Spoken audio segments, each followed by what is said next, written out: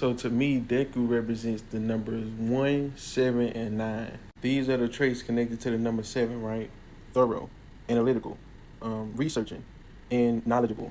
He's one of the few main characters in anime that carry around a notebook of heroes and I think villains' strengths and weaknesses. The thinker, the analyst, the strategist is all connected to the number 7.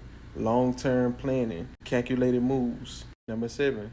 And you remember when he was alone taking down villains by himself? He chose that solitude. Solitude is the number 7. It's connected to 7.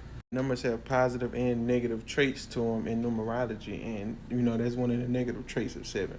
I said he represented the number 1 too. Here's the number 1 traits: inventive, courageous, generous, fearless, strong, and bold. Even before he got all my powers, he trained his body and he put that car on top of that.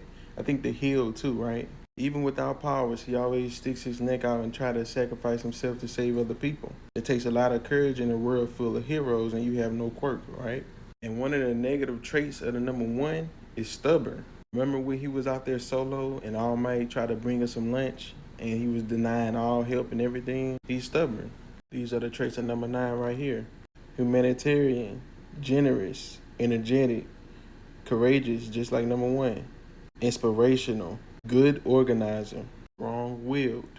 That self-sacrificing energy connected to number 9 too. Always wanting to help people. Kind of sound like Naruto, right? With the nine-tailed fox. I think this fight right here too was a good example of his 7 and 9 energy, right? He pushed Shoto to embrace the other side of him. That fire side, right? Shoto was abused by his dad, so he swore to never use his dad's power. 9 is the number of endings, right? Completion, emotional wisdom, and healing.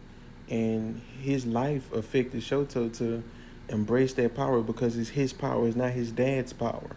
The number 9 is connected to Mars, and Mars is connected to the element of fire. And what does Shoto have? Fire and ice powers. And another thing, if you feel like you relate to Deku in any way, these are some questions you can ask yourself.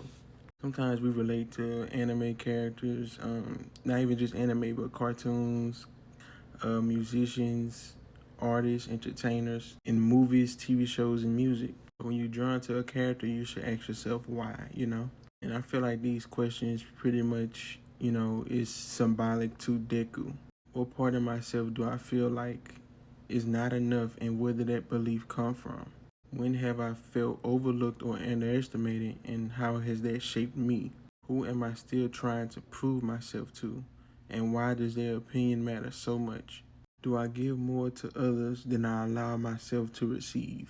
If I stop trying to save everyone, what fear or emptiness might I have to face?